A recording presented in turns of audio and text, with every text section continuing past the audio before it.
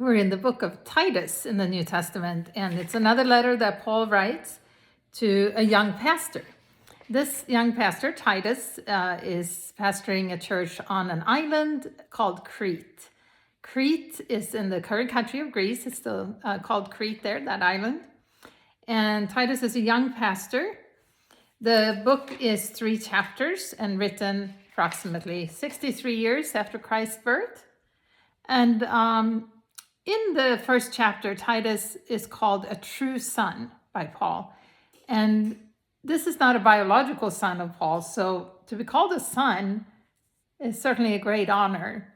But to be called a true son, I think what that implies is that Paul is recognizing Titus as someone who he knows is taken to heart and being obedient to everything that Paul is teaching him. He's having a sonhood relationship with Paul.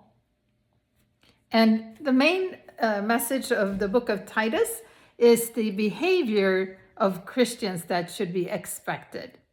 So Paul lists a lot of different characteristics that he thinks the Christians should exhibit, and that includes the men and the women, the bondservants, but also he tells Titus that he should appoint some elders and bishops, and the behavior of them are even a little higher standard because of their level of authority in the church.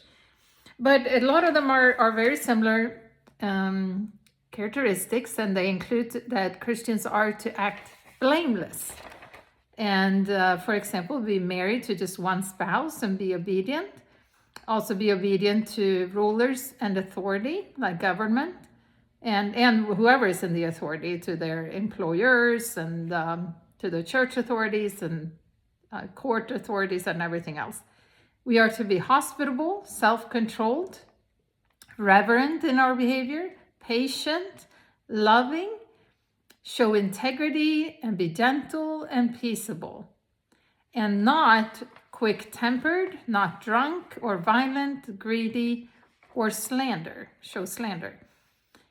And now, why would we need to tell Christians in church to not be drunk and violent?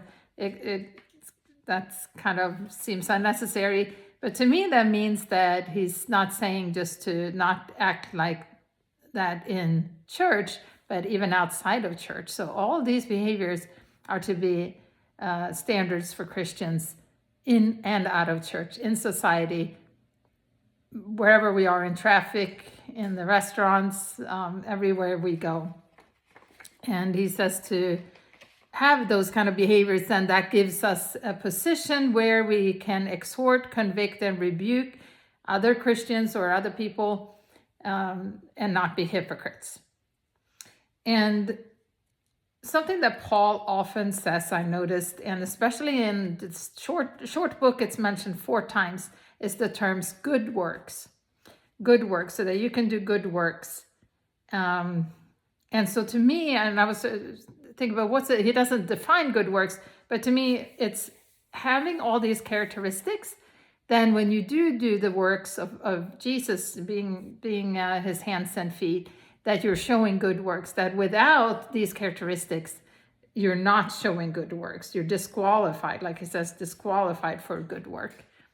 So if we're doing a gathering or a church service or an outreach, if we're not showing these characteristics, then we're not actually doing good works.